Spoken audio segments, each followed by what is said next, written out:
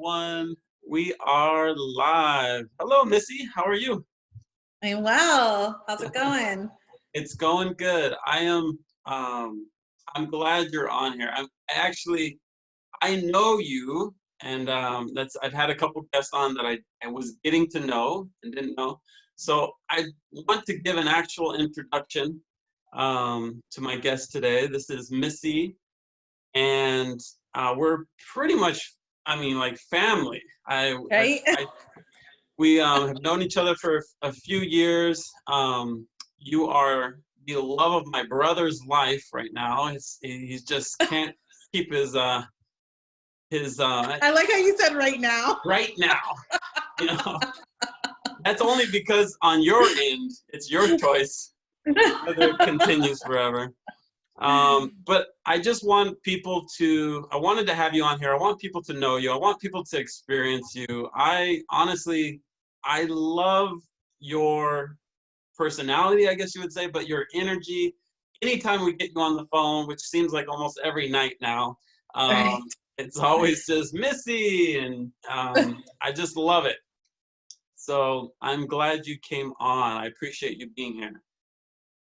Thank you. It's good. I think it's good to I think connect and be close to family. So I know that I'm really close to my family, and when we moved to Fresno, one of our biggest excitements were that we were going to be closer to you and your kids, and so we were excited about that. So getting to talk to you and seeing the kids and you and Kay, I just think it's been great. So you'll probably hear from us a lot. Yes, it has. It's getting better and better. You know what I'm really looking forward to and excited is Saturday night dinner, though. Yes. I think last week or the week before, you guys sent me a picture that was not very nice. It was you sitting there with that guacamole in front of you, and yes, gonna get some of that. What is that place? Sabor. It's gonna be nice. We get to sit outside, so it'll be a nice time for dinner this Saturday. Yeah, it's a restaurant. Me and Miss Kay have been trying to try new places. You guys have checked that place out and love it. So we're finally gonna get there on Saturday. I want to ask you, what's interesting about you is that you're in what I call like the marketplace ministry. And everyone kind of looks, I just realized this as I was getting ready. This last podcast that I did, the guy talked about, it was a guy named Joe. I don't know how to say his last name. I forgot to ask him. But he was born in Nicaragua. Do you know how to say that name? Nicaragua? Yes. You do much better.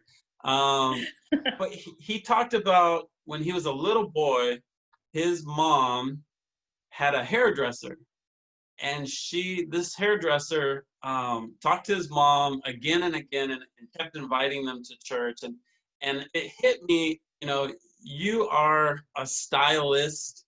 And as I was getting ready, I was like, this is a perfect timing for you to come on, because that story of his was very impactful, that this person that was in like the marketplace ministry, just a regular person, a lay person, not a pastor, not a prophet, or an apostle. I love how these people sometimes they have like 5 different, I'm the bishop, apostle, pastor of this and that, and it sounds so important, which is awesome. If you can pull off a name like that, go for it.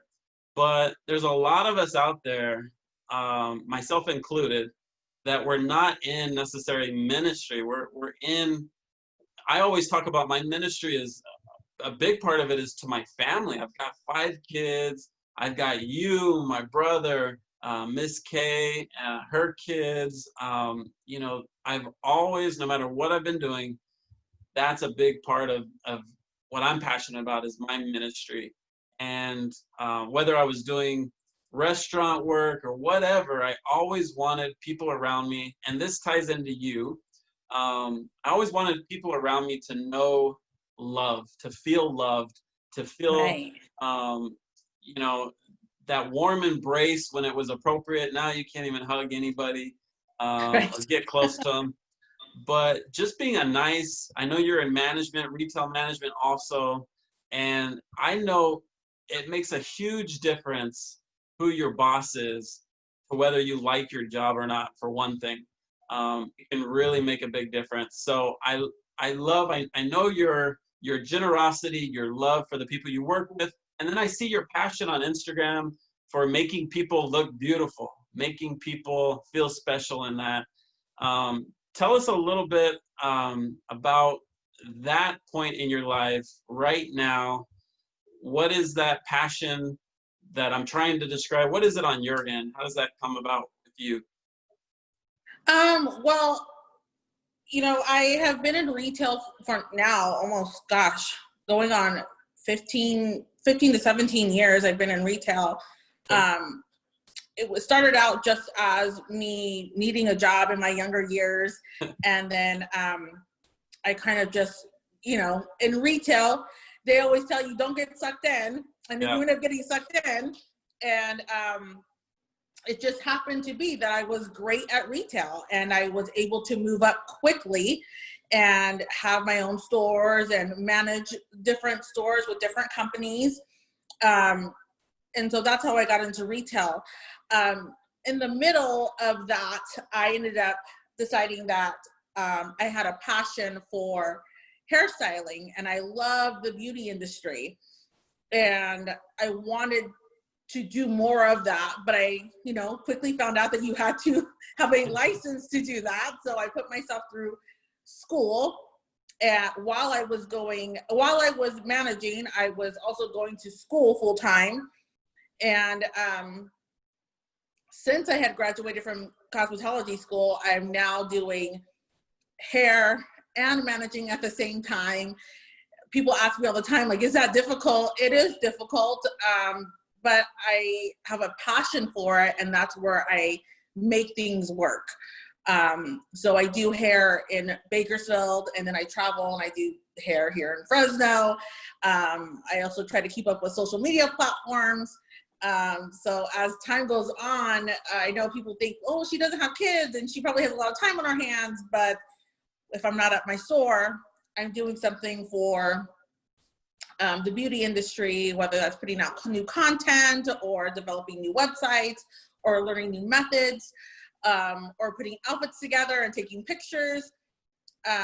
It's just my passion, overall passion in styling, to not just make people feel good, but to just spread positivity.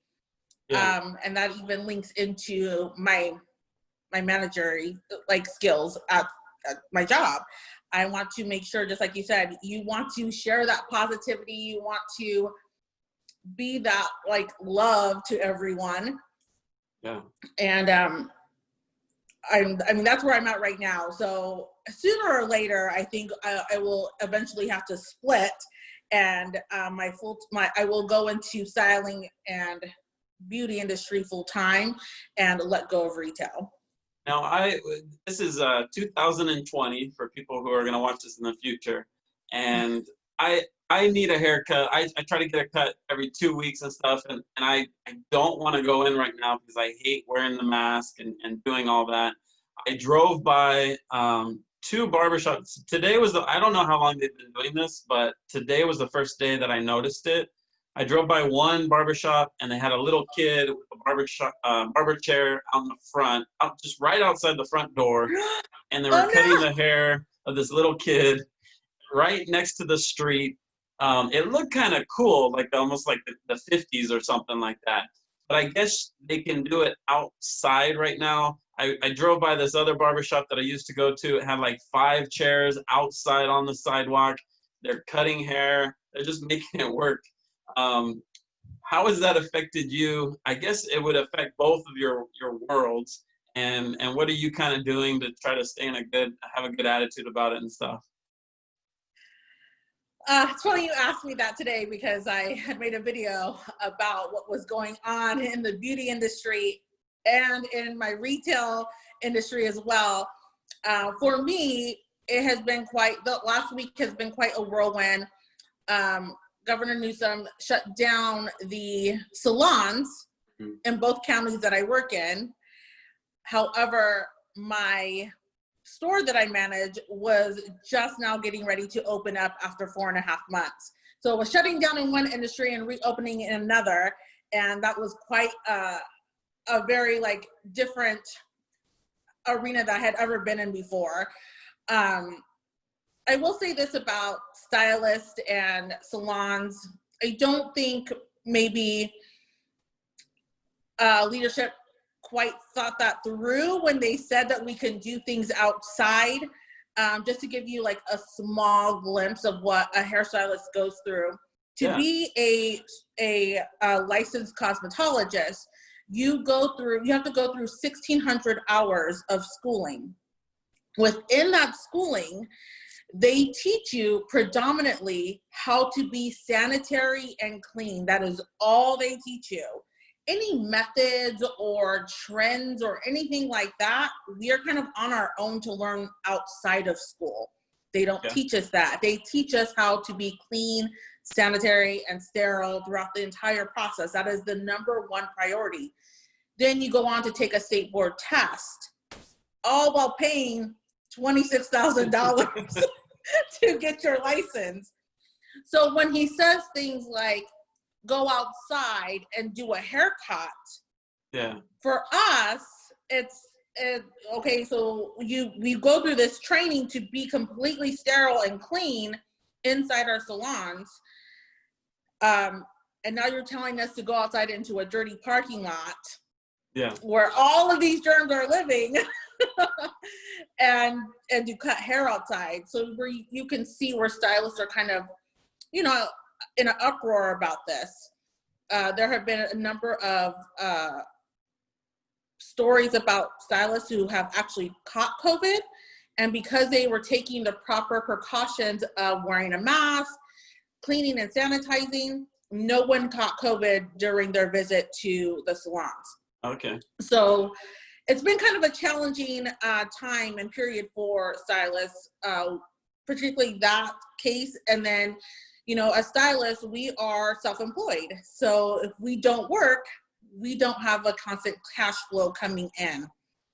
And that's where you got to be smart as a stylist. I think if, any lesson was taught here, it was to always think ahead and make sure that you have a backup plan.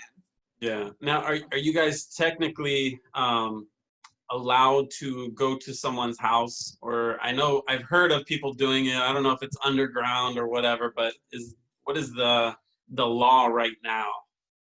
So right now you are not to be practicing any type of hair in your home or underground, any nail care underground or anything like that. Of course, outside in the parking lot is okay though. Yeah, the parking lot's okay, but you can't do it in your house. So that's where it gets kind of tricky. And I understand both sides to every story. I do think that, he could have done a little bit of better work in researching on what he should have said instead of saying that we could do this out in the parking lot. I don't think that there was much thought into that, which is kind of an insult to stylists out there. It's an interesting, crazy time, I tell you. But yeah, I just thought that was it kind of caught me off guard, driving by those and seeing them outside and stuff like that. But your retail store is getting ready to open, or have you guys opened already? It opened last Friday. Of course, like as you guys all know or have experienced, if you've gone out and shopped, even grocery shopping looks different. You gotta social distance 6 feet. People are constantly wiping things down. You're seeing you're seeing people use hand sanitizer. I think I went to the post office the other day and somebody didn't have a mask, so they literally took paper towels and wrapped it around their face. And I was like, what is going on? I saw a guy, I was at the stoplight and I looked to my right and there was a guy with a painted mask on, like you would do for Halloween. Like, it's so dramatic. This whole year is so dramatic. I gave him a thumbs up. And then in the news, there was that lady that maced a couple that didn't have a mask on. I mean, It's a little crazy out there. It's like we're rooting to violence now. It's like just protecting ourselves. I don't know. Like it's I don't even know what to think about it anymore. I was a little nervous about opening up in the retail industry because I had seen all these videos on, Facebook or on the internet of like people asking their customers to wear a mask and their customers just throwing a fit. And I was like, I hope that doesn't happen. But so far, I've had the best customers return to my store, and they even brought us treats and just been so loving. And I could not have asked for a better opening. It's been great. Awesome. That's awesome. We could probably talk about this craziness for a while, but I do want to know, I want to dive into, I know a little bit about your story, but not really. We talk more of like family and the kids and this stuff. And, we've touched on the past of your life and stuff, but not in a deep kind of, analytical way or whatnot. But I would love to dive in and have you share as much as you want to share. But you did, to my understanding, you did kind of, I don't know if it was since birth, you can kind of start there, but were you born and raised in the church? Or what was family like at the very beginning? So I wasn't born and raised in the church. So a lot of people don't know this because it's not, I don't think it's necessarily necessary for people to know. That's something that we just go around telling people. But I come from a divorced family. My parents divorced when I was young, just a baby. So my biological father was nowhere in the picture when I was younger. So I can remember, though, I was young enough to remember that my mom was on her own for a while, and she had a small apartment that she paid for, and we didn't have much. And when I say we didn't have much, I distinctly remember she had one twin mattress bed, and herself, myself, and my brother would sleep on this one twin mattress bed. And then for our refrigerator, because we didn't have appliances, for our refrigerator, she had a styrofoam ice chest that she would fill up. And back then she worked at the hospital. So she would bring home like the little milk cartons, and she would put them in the ice chest, and we would have, we were on government aid, of course. And so we would have like, little cereals, little cheese, and those kinds of things. And so that's how we grew up. When you're young, you don't know any different.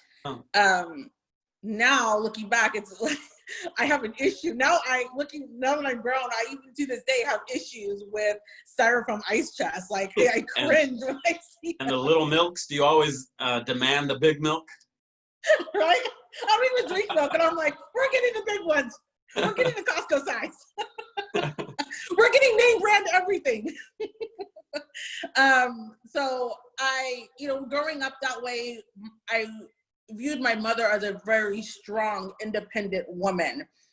She also did not require any type of child support from my biological father. She did not go after him for any of that, and we just never did that. So when I say that we were on our own, we were on our own. And it was, like I said, when you're young, you don't know the difference. Skip ahead to, I think about 4 or 5, my dad comes into my life. You've met my parents. My dad is Leon, and my mom and my dad both meet, and they get married. By this time, I'm either 5 or 6. I think he came into my life around 4, and then between the ages of 5 and 6, they got married. I don't believe they were Christians right away, and I could be wrong. I would have to go back and just verify with them. But if I'm thinking correctly, we weren't Christians right away. Missy. But somewhere along there, they became Christians. Isn't it funny how much we don't know about our parents? Right? I'm like, wait, where do they meet? What happened? I realize that I've been talking to my parents this last couple of weeks, both of them, and I'm realizing I don't know all these details. It's Right? You have so fascinating. many questions. Yeah. I think as you get older, you're like, wait a minute, I'm missing this whole period. What happened here? Yes. But yeah, my dad came into my life, and somewhere along the way, they became Christians. Now, becoming a Christian today and becoming a Christian back then, I feel, in my opinion, are very two different things. I remember it being very dramatic for me as a small child, as most things are. If you look back in the back, you think that, oh my gosh, everything was so magnified when you were younger, and they are. Yeah. I think as you get older, you kind of think like, oh my gosh, I overreacted, or that wasn't really that big of a deal. But I remember at some point, like I remember my dad buying us, I think it was Zelda. Do you remember that game Zelda on the Nintendo? We had Nintendo, we had Duck Hunt, we had Mario Brothers, and we had Zelda. And I remember there were changes that my parents were making as Christian parents, and they were very young. Yeah. And I remember him he had bought us the game Zelda. He took us to Toys R Us and we bought the game Zelda, and we were so excited. So I remember him buying us that game, but then I remember him also taking it away from us. And I remember being so confused. There were just little things that were changing in our lives. And as a child, it was hard to understand. You know, we couldn't watch certain things. Like, I can't remember if it was the Smurfs, or I wanted to watch something and they told me no, it was demonic. I remember when Aladdin came out, and I wanted to, I was mesmerized when the trailer came on, and I was like, oh, I want to see that. And my dad was like, no, we do not believe in that. That's the way I remember it. Do you remember what denomination they kind of became a Christian in, or was it non-denominational? It was non-denominational, but very charismatic, Holy Ghost speaking, laying of hands, so that was normal to us. So I remember at a young age being a little bit confused by Christianity and why things were turning around so rapidly. But as a child, you don't go against your parents' will, and you just do what you're told, right? I mean, They are putting a roof over your head and feeding you every day. So I went through life. We grew up in it from then on. In a younger age, I grew up in a Christian home. My dad was was in music, so he did a lot of musical ministry. He was a praise and worship leader in Bakersfield, very well known, and they did a lot of ministry together in different churches. And so I think going through that at a young age was very confusing to me. But again, like I didn't question anything because I was a child. Yeah. Do you remember at a point, like it becoming you being a Christian, not just your family, or was that way later on? Or I remember asking to be saved at a very young age. I remember, saying the prayer and making that decision on my own. Yeah. Which is really funny because I always say, like, I was talking to Jason just today, and I was like, isn't it funny how at a young age it was okay for us to make the decision that we wanted to be a part of this religion? But at the same age, we couldn't, like, tell our parents when we wanted to go to bed. Like, it's just it's so radical. You can decide your eternal destination. But yes, looking back, I'm like, whoa, that is so weird. Like, what? It's okay for me to pick that I'm going to be a part of this religion, but not okay for me to pick these other major things in my life at that age. No, I've never thought of it like that. But it's one of the very few. Well, now, I mean, we don't have to get into this. It's kind of controversial, but I was going to say there's really nothing that we really push our kids to make these serious choice at that age. Usually it's, 18, right. 20, 21 for alcohol. I mean, but I mean, now you have like, the whole transgender kids deciding at a very early age some serious, choices. But I've never thought about it like that before. That you're almost pressured in a way. Like I know some churches, like they're gonna have an altar call every single week. You go to these church camps where they're every night, they're having an altar call and trying to get you to accept Jesus Christ as your Lord and Savior. It's an interesting point. I've never heard it put like that.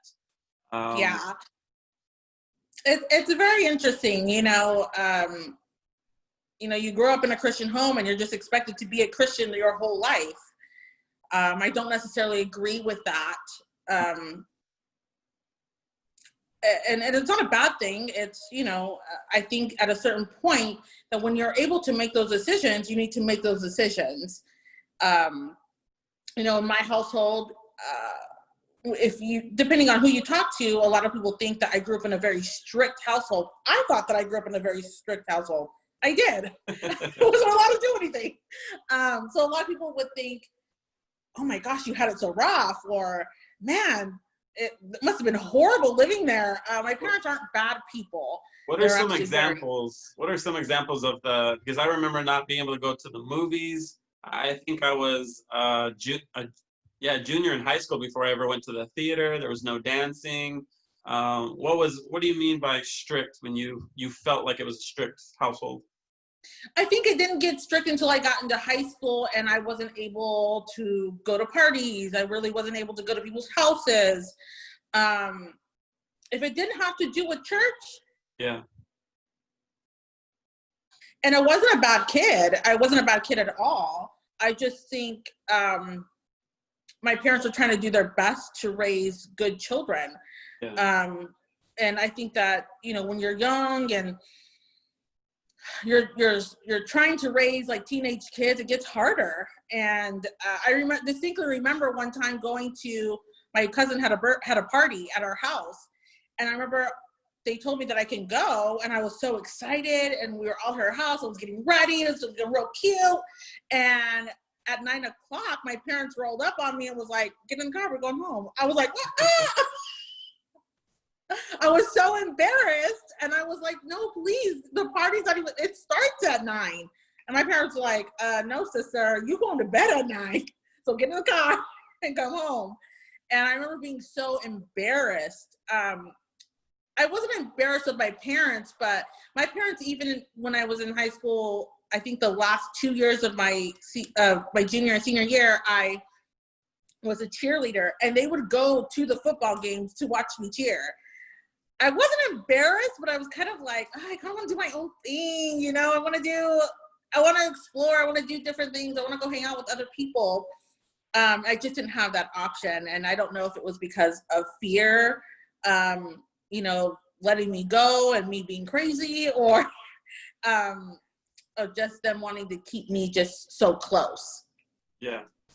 So that's where I say things were a little strict, in some areas of my life.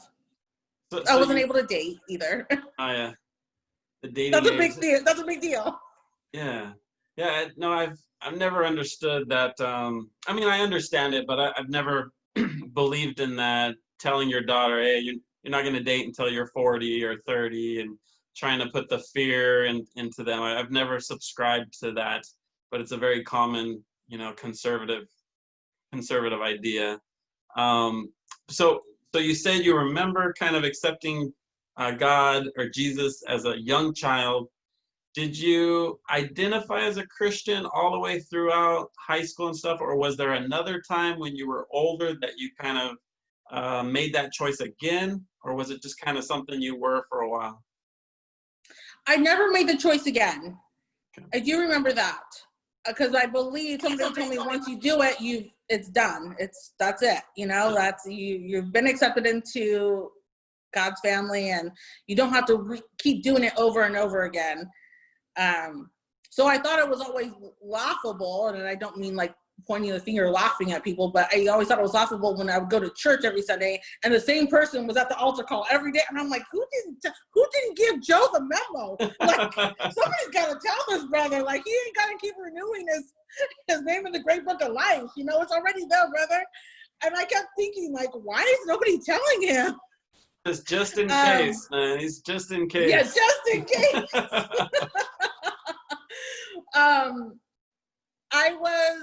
So I will say I am a middle child. So I have my older brother, and then a younger sister that came after me about 7 or 8 years after me. And so in becoming the middle child, I did develop middle child syndrome. And if you ask anybody in my family, they'll be like, oh yes, Missy has middle child syndrome, most definitely. I think it even leaks over now into my adult life where I'm like, if I don't have to share it, I'm not going to. Like, just don't want to. I've had to share it my whole life. So in becoming this middle child through my 7th and 8th grade year, so like my tweens and transferring into my teens, I became very rebellious. I was ditching school a lot. I was just hanging out with the wrong crowd, really kind of boy crazy. I really didn't speak to my parents about boys. I just would have like boys knock on my door. My dad would be so mad. He'd be like, what is going on here? I was constantly trying to be in the in crowd, trying to be cool, and I was just very rebellious. And I remember like my parents always constantly like telling me something, or it was just so dramatic. Those 2 years were just so dramatic. Running away, and not even really running away, like just going to my grandmother's house for the weekend, you know? And my parents coming to pick me up. It was just so dramatic and long. I feel like those were the longest like rebellious years of my life. But then going into high school, something kind of flipped, and I became this kind of, I even cringe to say the word, but like a Jesus freak. Very into church. I was into youth group a lot. I really got close to the church evangelist and his wife, and would help do rallies for the inner city. I was very involved in all of that, and happy to be involved. I think between my junior and senior year, I went on a mission trip. I don't know if it was my sophomore and junior year or my junior and senior year. I went on a mission trip alone for that was the first time I traveled by myself, and I was known as a girl that would be like, Jesus loves you at school, and it just kind of flipped, and I wanted to be a woman evangelist / pastor when I grew up, and I was really kind of, for lack of a better term, on fire for God. Was this the same church this whole time, or have you guys changed churches? So we stayed at the same church for 20 years. So I believe from 6th grade all the way until I was, 23, 24, okay. We stayed at the same church. Yes. And my dad was the music leader there, the worship leader. He was the music leader there at our church. So there was a lot of things that I discovered, I would say in my junior high years. I discovered that religion taught me is that, one, I didn't like routine. And I wouldn't have known that if I didn't, if we didn't have such a routine in my family. I found that out one day. I was just so frustrated. I was so frustrated that we had to go to church. Like every Wednesday night we went to church. Yeah. Every Sunday morning we went to church. And I could tell you exactly what we did at each time too. it was just this routine, and I began to be so frustrated, and I think that was part of me acting out and be going through this rebellious stage. Well, then when I got into my high school years, I was like, let me just embrace it and try to have fun with it. And that's where I became more involved in church, and I tried to make it fit my lifestyle. But even now, I am not very good with routine. I don't like it. It really does bother me.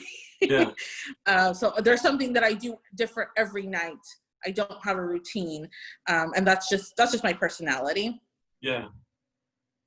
So yeah, my high school years, I kind of went into the whole, I'm just going to accept it and be this great Christian and try to share the love of God with everybody, and try to be this like little evangelist Missy running around. Were you like reading the Bible a lot? Did you have any outside influences like teachers or worship people that you looked up to? Do you remember kind of where did you learn about God, or did you at all, or just kind of, just being everybody loved God? What was that exploration of your religion at that time? It was just through our church. I didn't, or any guest speaker that we had. The church evangelist, of course, me getting really close to him and his wife, and different couples in the church. What is the church evangelist? What does that mean to you? Expand on that, because I've never heard it said that way. I think I kind of know what you mean, but not every church has a church evangelist. So what is that? What does it look like?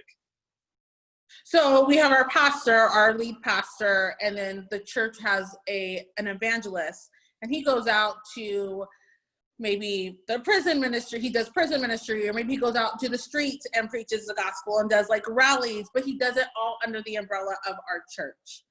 So that when he does go out and preach, he brings those people in. And so I was very fascinated by that. It was very, very fascinated by going out into the world and saving people, bringing them to the Lord, and letting them see the light and having them be liberated through church and through God. And it was very fascinating to me. So much so that I believe we even started a kids club, and the church got a truck, an old like little truck, and we made it into like a little kids club truck, and we cut a hole out and made it a stage. It would fall down and make it into a stage, and we would go into the inner city and we would do kids club at a random park, like at a high risk park, and we would do that every Friday. After school, I would get out of school on Friday, and we would jet down to it was Pioneer Park in Bakersfield, and it was a high risk area, and we would canvass the area. It would be so hot. It would be hot, and we'd be running up and down the street, throwing candy out and telling the kids to come to the park, and they would run and follow us, and we would teach a lesson. We would give out little prizes, and it was so great. I remember feeling so good about myself, and being able to see a smile on a child's face, and them getting excited because they see you every week, just having that consistency, for a child was great. I loved doing that. That was just right up my alley. I loved to perform. I loved to have fun. I'm wild and crazy as it is, so that was just like right up my alley. Like, yeah, let's have fun. Let's have all these kids over and give them free ice cream and candy and teach them a lesson, and it'd be so great. Have music and pack it up and do it all over again next week. Mm-hmm. So yeah, I just that's in my high school years. That's where I fell in the ministry. I thought that I wanted to be in ministry forever, and that was my calling. So were you as you ended your high school years, did you go to college? What was your kind of focus coming out job-wise, or were you going into the ministry? So as I ended my high school year, I had made a decision. Well, prior to making the decision to go, my church's youth group went to a convention called Acquire the Fire, and it was a Christian youth convention. Did you remember that? Oh yeah, yeah, yep. So Ron Luce was the CEO and the founder of this ministry, and they would do these huge youth events all over the United States and Canada. And we went to this event, and I remember being so shocked, and like, because as a younger girl that never really did much, I didn't even go to concerts. The most I went to was like, I remember going to a Christian concerts, and that was nothing compared to like real concerts, right? Yeah. I wasn't allowed to go, wasn't allowed to listen to secular music. Yeah. So right? It's like, I just barely went to my first. I barely went to my first concert like 2 years ago with Israel. We saw Justin Timberlake. Right. Good. That's a good one. That's a good one. You held out for a good one then. It was worth the wait, I guess. Right. I remember going to this event and being like, just mind blown. And I was like, oh my gosh, there's people that look like me on stage. They're young, they're on fire for God. And, you know, you go to these conventions and it's life changing and there's crying, and then you come back to the church. Every year we would do this. We go to the convention, we be on fire for God, and we come back to church and everybody's like, I have a testimony and I've been changed. And then 2 weeks later, everybody's back to the same thing. Yeah. So that's what I mean by routine. And, you know, I was frustrated with that. I think that my brother had made the decision at Acquire the Fire to sign up to be a part of their internship. Under the umbrella of Team Mania, there was Acquire the Fire, and then there was the Honor Academy, and then there was missions. He signed up to go to the Honor Academy, while I signed up to go on a missions trip. My brother's a year older than me, so he ended up moving to Texas to pursue this year-long internship. Yeah. I decided to follow in his footsteps, and I graduated on a Friday and literally left on a Sunday. I packed up my bags. I was like, I'm leaving this town. High school was not really fun for me, even though I was really good at pretending that it was fun. I didn't really have, it was very surfacey. I didn't have any friends that I hung out with. So it was a little difficult for me. And so I was ready to leave. So I left, packed up my bags, and I moved to Texas, and I ended up staying there for 3 years. Wow. And I went to this internship, and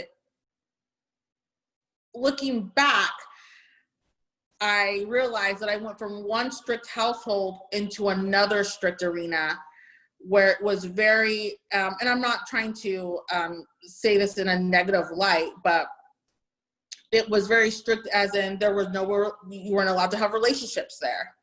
That year was committed to getting to know God and to fall in love with God. They also taught you how to be disciplined with yourself and your body. So a lot of the training that they did was taken from the same training material that they would use for the Navy SEALs. Oh, wow. So we would wake up every morning and we would run and we would exercise and we would stretch our minds and our bodies to do what we told it to do. And there was different challenges within that year. You had to become a team with your core group. You had to learn how to read the Bible, and you had to learn how to work the ministry. You had to develop how to have professional relationships and how to, pray. And just, there was just a lot of things that I was taught in that year. Looking back, I think, were some of them good or some of them bad? Yes. I think that for the most part, a lot of it was good teachings for me.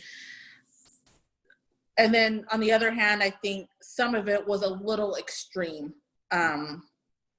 Now that I've gotten older and I look back and I say, I don't know if I agree with that now. Was this So was this like a college campus? Where were you guys staying, in people's houses or barracks or? No, so so the first year you go to this campus, and we live on the campus. And I'm not sure if you are familiar with Keith Green, the singer, Christian singer. He had a campus out in Garden Valley, Texas that Ron Luce had purchased from him. And on that campus, we built dorms, we built offices, and it was just it was literally teen mania. It was everything. So we stayed there and we worked the ministry, and it was everything. You had different aspects of the ministry. So you had Honor Academy, you had missions trips, you had summer camps, you had Acquire the Fire, and everybody had different job placements within the ministry. There was a cafeteria on the campus, there was water slides and a pool on the campus. There was all kinds of great things. So it was like amazing. But within that year, you really had to develop your relationship with God, and they taught you how to discipline yourself, and they taught you about worldviews. They taught you about honor and integrity and faith. And it was actually a really good program. It really was. It was amazing. After that year, I even remember going into that year and them telling you, like, some of you guys are going to coast through this year under the radar and nobody will ever know. And that's exactly what I did. I coasted through that year, and I even was a little rebellious. I remember being called in by my core advisor and her telling me, you need to tone it down. You're getting a little too wild. You're getting a little out of control. I was always pranking people. I remember sticking like little Vienna sausages underneath the car doors of people's handles. I remember like putting Vaseline on all the doorknobs and that to me is just funny, but to them it was so radical and out of control. I was constantly getting in trouble for it. And even though I was there with my brother, we were both going down two different paths. Like, I would see my brother on campus, but he was going down a different path and I was going down a different path. My brother ended up staying there for 2 years and became a graphic artist for the ministry, and then decided to move on. I ended up staying there for 3 years, and I became the MC or the host for Acquire the Fire, the youth convention. So within my last 2 years there, I traveled with this youth conference all over America and Canada, and I spoke to thousands and thousands of youth. And I remember thinking, it's not going to get any better than this. It's just not. Like, I had a small glimpse of fame, and I had people yelling out my name. I think I even had people, I remember one time I was on stage and somebody asked, like, will you marry me? And I was like, oh gosh, this is so weird. It was surreal for me. I wasn't even really famous. I was just the consistent person, the host throughout the whole show, throughout the whole convention. I was just that familiar face. So I got to tour all of America and Canada, all while, having fun and meeting all kinds of Christian artists and Christian preachers and people that I never thought I would get a chance to meet. It was very interesting. I was close to Ron Luce and his family. I got to know all kinds of people. It was great, or so I thought it was. Yeah. I'm not saying that I didn't love my time there. I absolutely loved it. And I mean, I look back at those times and I can't believe that I did the things that I did. And, I think even years after that, I would go, I remember going to a different state and somebody recognizing me from stage, and they were like, oh my gosh, I know who you are. And I was like, oh, it was weird. At the same time, once those 2 years were done of me touring with, you know, the spotlight on me and the crowds disappearing and me having to go home, like, nobody prepares you for that. Nobody prepares you for, you know, one day you're in the spotlight and the next you're on the next flight home where nobody knows you. And that is a very, very dangerous spot to be in. Especially for a middle child. Yes. You were like in middle child heaven. Yes. Then you're on your own again. Then I'm back to little old Bakersfield, and nobody knows who I am. Nobody's seen the things that I've seen, this greatness that I've had, you know, going for me. And it's just a hard place to be in. And I don't think I had ever shared with anybody. You know, it was just something that I had to deal with within myself. I had to come back home and get a regular job. And I remember working at Hollywood Video. Remember Hollywood Video? Yeah. I remember working at Hollywood Video and being like, I can't believe I used to be on stage talking to 20,000 people. And now I'm here asking for your Hollywood Video card. You know, like, what happened? And it happened in such a quick moment, but nobody prepared me for that. And I think that's where things started to get a little dicey for me. I stayed, maybe I was home for about 10 months, and the pastor of my church asked me if I wanted to go to Bible college. And out of desperation, because I was so miserable and I didn't know how to handle the letdowns of coming from the limelight down to reality, I said, yes, I want to go. So I ended up going to Bible college, and things got a little crazy for me in Bible college. And I knew in my gut, I knew right then and there, as soon as I got on the plane, I knew, I don't think this is the right decision for me.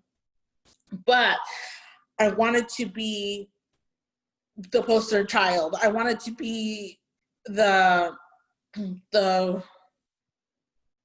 girl that is like, oh, look at Missy, she's doing everything right, she's amazing, she loves God, she's not on drugs, she's not pregnant, she's doing things the right way. So when I went to Bible college, I realized that I had gotten myself into a little trouble, and things were a little dicey for me there. And I ended up coming home, and things started to crumble for me at home. And I didn't know how to deal with things. And I think that's when I decided and started to learn, like, this whole facade that I've been putting on is now like being exposed and coming to the light, and I didn't like it. And I tried to fight it. I moved to Arizona for about 1.5 years, and I came home broken. When I came home, I didn't know how to handle things. I didn't know where to go. My parents have always been so loving. If I could say one thing about my parents, they've been just so loving through my whole life. But I remember distinctly coming home from Arizona. I had a 4x4 Chevy Silverado, and I packed up all my stuff and I came home because my parents both got me on the phone, and they said, you know, we want to help you, but we can't help you. You know, in Arizona, you would have to come home. So I decided to pack up my stuff and come home. And I remember I was a different person, and I could tell people could tell that there was something different. My parents never pressured me or never wanted to talk to me about it, because they wanted to make sure that I was ready to talk about things. But I remember as I got home, my sister was older, and so she had her own room, and then my brother, I want to say, was still living at home as well. And so there really wasn't any room for me. And I remember I would have my little roll-out bed in the den in the family room. And I remember I was it was early in the morning. My dad would get up in the morning and make coffee, and he was always trying to be quiet, but he never really was. He was like dropping cups, and I was like, oh, I guess it's 4 a.m. I guess it's time for me to get up too. So I remember getting up in the morning, and I remember sitting on the bed, and he was making us coffee, and he told me good morning. And I went to fold up my bed, and as I folded up my bed, it slipped out of my hand, and my fingers got caught in the fold as it went down, and I yanked my fingers out. It didn't even really hurt that bad, but I remember being like, ow, ow, ow. And I was so like frustrated that I just started sobbing. I just sobbed and sobbed and sobbed. I just cried and cried and cried. And my dad said, oh, are you okay? Are you okay? What's wrong? What's wrong? And I was like, I got my fingers caught, and I was just crying, like uncontrollably crying. Yeah. And it wasn't just the fingers. It was just something that I had to let out. And my dad knew, like he sat right there on the bed with me, and he just like put his arm around me, and he just said, you know, Missy, anytime you want to talk, like I'm right here. I'm going to be right here whenever you're ready. Whenever you're ready, I'm going to be right here. And I always think about that, and I always, you know, my dad has always been there, always. But still, at that point, I was not ready to talk. But the fact that he sat there on the side of the bed and just kind of comforted me was good enough. Yeah. I struggled for a little bit in the sense that I ended up getting into a relationship, and I ended up meeting somebody, moving in and dating him, and got engaged within a year. It was a really toxic relationship, and I ended up coming back home. And I always thought, like, this is my punishment. I'm never going to find love. I just need to be okay with myself and accept the fact that I've done some pretty bad things in my life, and I just need to accept it. And this is what my life is going to be like for the rest of going forward. You know, I just need to accept that. And I soon became to realize that I need to make my own choices, that I cannot follow in the footsteps of my parents or my brother or my sister or anybody ahead of me, but I just need to be Missy and embrace myself for who I am. I'm crazy. I'm like going 100 miles an hour. And you know what? I love every minute of it. That's always a great point in life. I know exactly that point of feeling like, oh, like I can actually make choices in my life. Like I feel like I've been on this sports track with religion sometimes, you know, and these movements that youth get sucked into. I've heard so many bad, and they're not all bad, but I've heard so many bad stories where we get out of these movements. I mean, I was in some crazy movements, and it's like we don't have a real life. We've never been prepped to live a normal kind of life. And I remember that moment of being excited, but also sad because I was in a sucky position. But at least now I feel like I'm actually getting to live a life that I can choose, you know, that I'm choosing. Right. It's so liberating, right? Yeah, it is. You feel this like huge, like, oh my gosh, like you're like, it's been removed, and you're like, oh my gosh, I can be this person. I can be whoever I want to be. I can do whatever I want. Yeah. I even thought, like, if I want to eat birthday cake in the morning and you know, do whatever and be out till the wee hours of the morning, I could do it. I can do whatever I want. And when you finally come to that point and realize, like, you can do those things, the liberation that you feel is just amazing. And I think when I found that, I also began to be at ease with who I am, who I truly am. And I think too, for myself, I have always thought like, oh, at this age, I need to have this accomplished. And at this age, I need to do this. When in actuality, there's no time limit for anything. Yeah. There really isn't. So I had to let that go. There are a lot of things that I had to let go. A lot of things that I thought I knew, or things that I was taught, you know, that I really don't believe in, I had to let go of. My parents have also I think looking back too and seeing my parents and my entire family, my brother and my sister, seeing how they've evolved over time as well, I think has been such I hate to use the word, but like blessing to see them, how they've evolved and have become different people over time. I'm pretty sure, you know, if I were to talk to my parents, they'd be like, oh yeah, I mean, none of that matters now. None of that, like, whether you guys watch the Smurfs or play Zelda, like, I don't think that matters now. It doesn't matter what, you know, you guys all came out to be good kids. But as far as Christianity goes, I feel that I'm in a good place with my personal relationship with God. Do I go to church every Sunday? I absolutely do not. I cannot tell you the last time I've been at church. And I don't feel guilty about it. I don't feel It might have been with me. About it. What was that? It might have been with us. Have you it gone? Might have been. I know it might have been, yes. Because you guys kind of moved. You know what? I think it was with you. You guys moved to Fresno here, and then you know, me and Miss Kay are kind of looking for a fellowship also. So we kind of I remember going and visiting a church. Yes. And yeah, we kind of snuck out of there. Pretty fast, right? Pretty fast. Like, we gotta go. I'm so picky. So that's actually a good question for you. Is I know I've gone through all these. I relate to you big time because I know what you're talking about. Being on stage, being at that peak. Now what? Like how is church for you? Do you want to find a church? What are you missing? What are you not missing? You know, what do you have? I'm glad I don't have to wake up in the morning. Any church that I ever go to, I want it to be at nighttime type of thing. But is that kind of a struggle even to this day? Being happy somewhere? You know, I think that it is a little bit of a struggle for me, because I've grown up in church for so long. It's hard for me to go to church and be like, I know what the pastor's gonna say. I know what's gonna happen. You know, I know exactly I can finish your sermon for you. So I've had to take a step back and be like, Missy, be humble.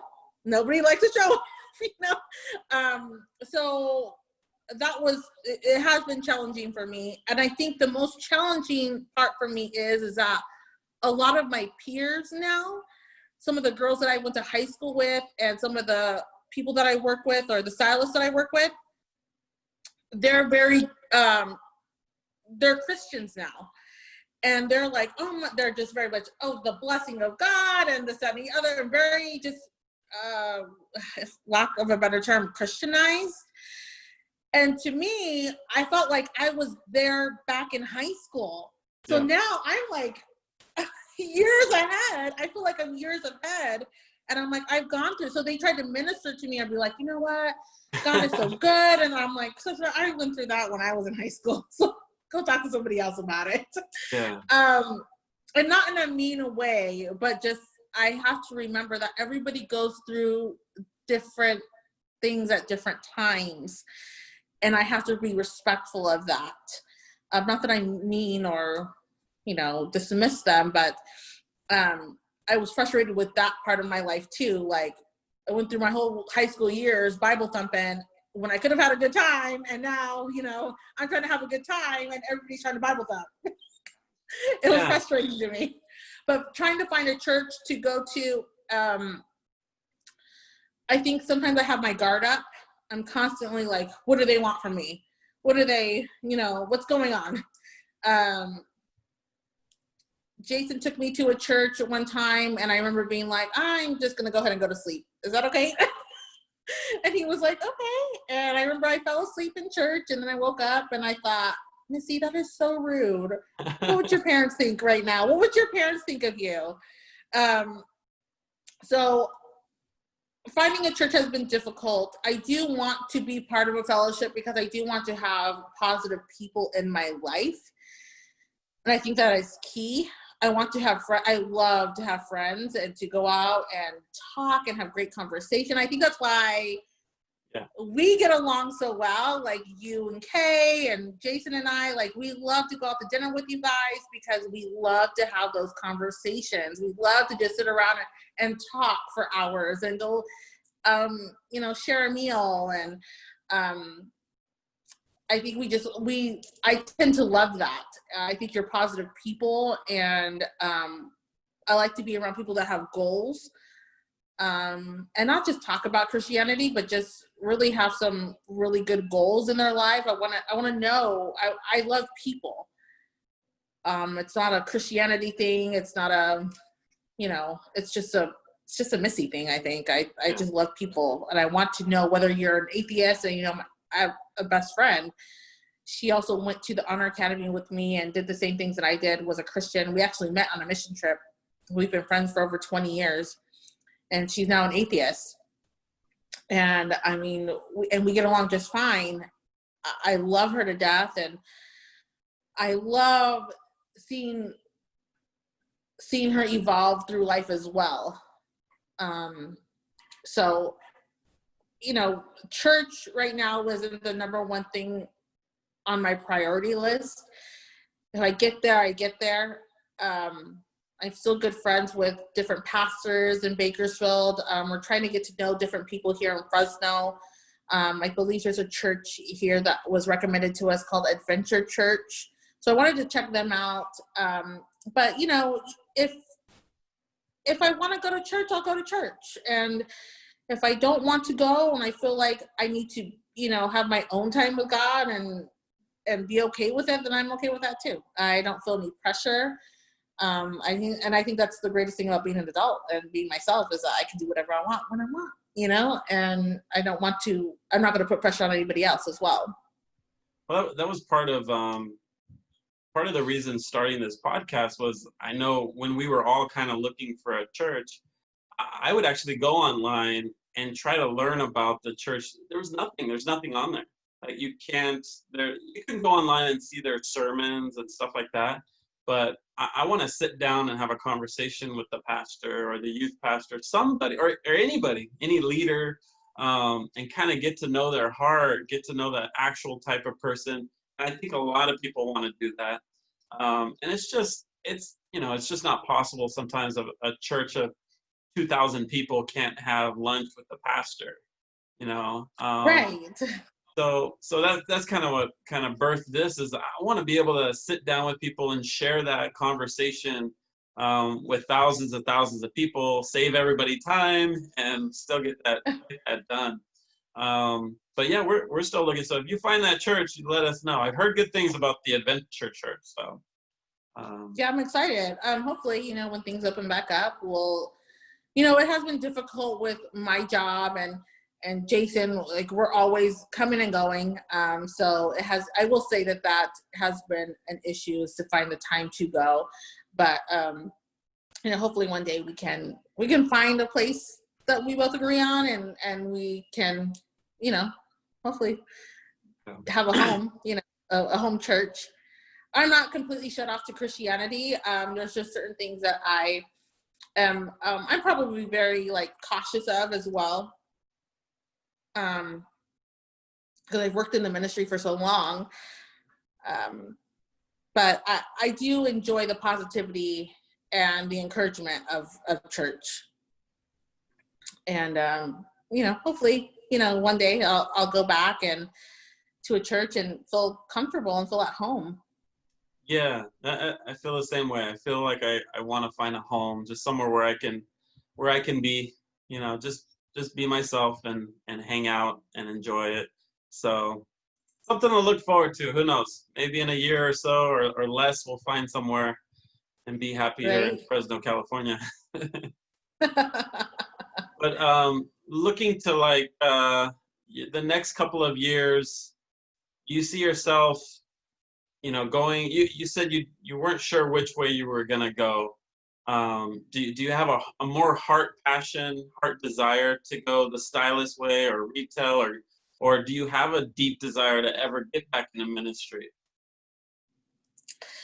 I don't think that I'll ever get back into ministry as in leadership or preaching or anything like that. I think that's not my passion. Yeah. I don't think that is my passion anymore. I don't, that's not the road that I want to go down. Being in ministry at a young age and being behind the scenes and you see the good, the bad, and the very ugly of ministry. And I think I've seen enough of that for myself.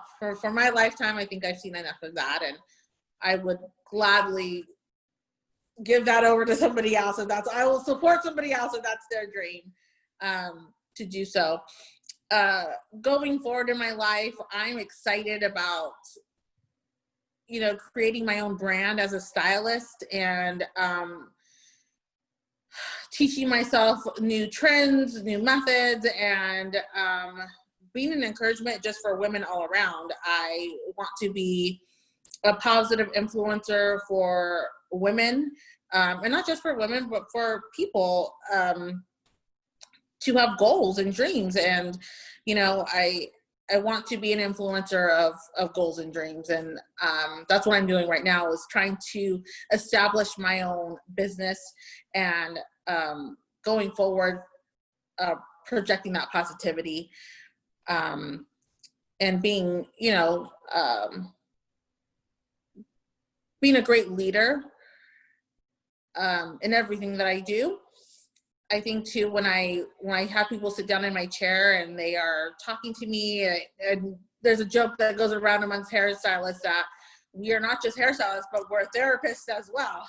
We ask people, if somebody comes in and they want to take, 10 feet of hair off their head, my first question is, wait a minute, what's going on? Like, let's talk about this.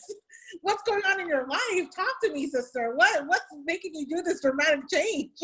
And talking to our people, and, I don't think society realizes that when you sit in somebody's chair, the amount of things that we hear from our clients that are just like, sometimes they're just coming in. And I had a client one time come into my chair and she was really quiet, and I was trying to talk to her. She was like, I'm really grumpy today. And I was like, oh, sister, I am so sorry. You sit right there.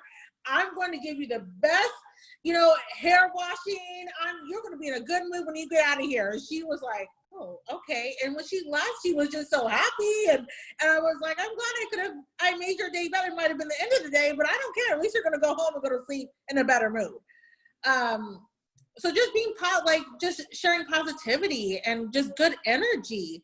Yeah. And I don't think that you have to, share the Bible or necessarily share God with anybody, with positivity and good energy. I mean, if it comes up, it comes up, and, definitely share that aspect in what you believe. But I think that will definitely speak through your actions, so going forward, I'm going to develop my brand.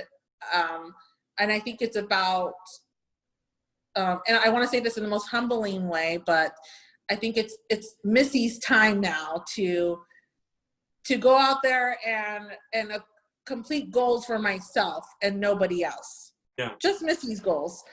I got other goals that involve, Jason, the love of my life, and goals that involve my parents and my brother and my sister-in-law, my sister and my brother-in-law. So I have different goals for different people that are around me, but it's okay to put Missy first.